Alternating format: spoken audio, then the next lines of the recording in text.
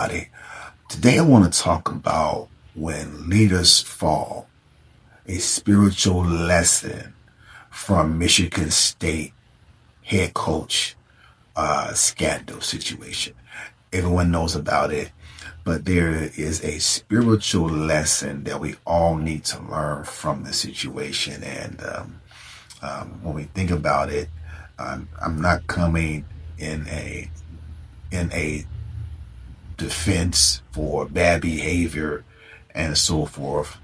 This is not to gossip or to tear someone down, regarding the situation. It's about learning from what we see and recognizing that none of us are beyond struggles or temptation and pressure. None of us are. So let us talk about what happens with the University of Michigan football coach. I'm not to judge him, but to understand what we can learn spiritually, and what it means when a leader falls. I've been there before. So, what happened briefly? Don't want to spend too much time on the details, but because of the point, it's not about the scandal I want to talk about. It's the point of the lesson. And recently, the head coach of Michigan, Sherrone Moore, was fired for an inappropriate relationship with a staff member. And on the same day, he was taken into police custody after an incident that's still under investigation. So it's still going on. This was a man on top of his career, respected, successful, and trusted. And in a moment, it all collapsed. But let me say this.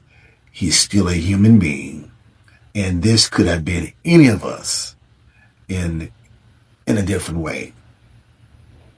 But the pressure here behind the scenes is people see the outer success of a person and the wins, the fame, the platform, but we don't see the stress, the expectation, and the private battles a person faces.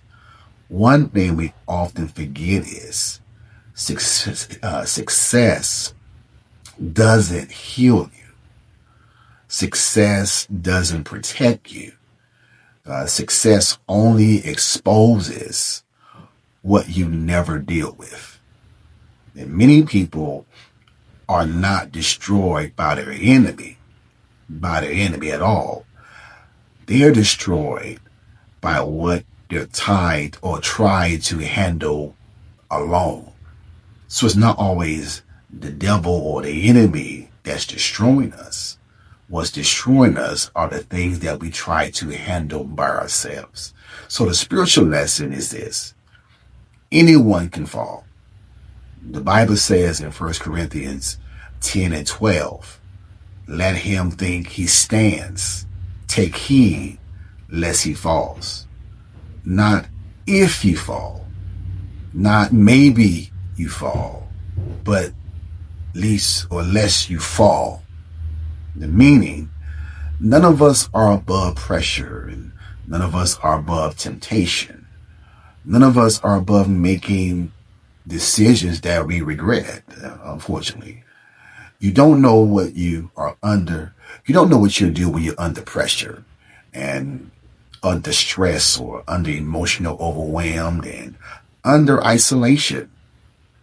People will say, I would never commit suicide, or I would never cheat on my spouse, or I would never do some crazy drug or something. And then when life knocks on your door, when the pressure knocks on your door, when life squeezes you, you don't know what you would do. You don't know what you would do. So the danger of private struggles are, the situation reminds us this. You don't know. You don't deal with internal pain. It becomes external destruction. if you don't deal with internal pain, it will lead for external destruction. And some people lose marriages, some lose career, some loses their peace, and some loses themselves. So everybody collapse looks different, but the root are often the same. Unchecked pressure, lack of accountability, no safe place to talk, emotional exhaustion, secret struggles and desperate moments and wrong relationships and soul ties and wrong outlets people use it.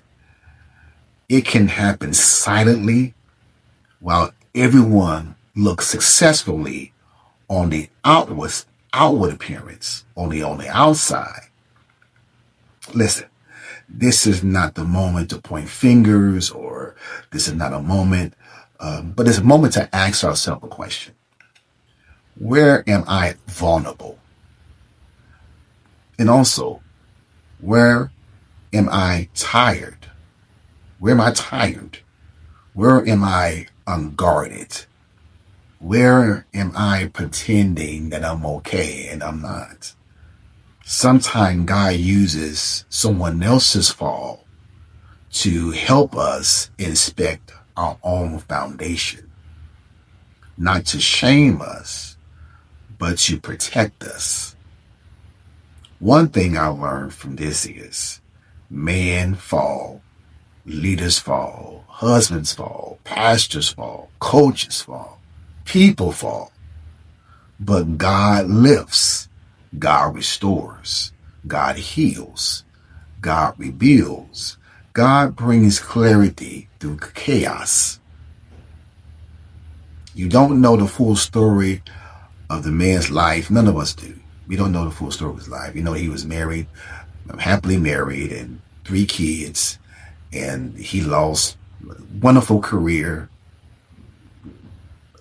great football team, and he lost all of that in a moment. And some say, well, he tried to commit suicide and so forth. You just never know what life would take you by making one bad decision. Failure is an event, not your destiny.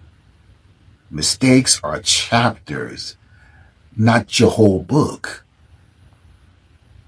A fall is not the end unless you refuse to give it up.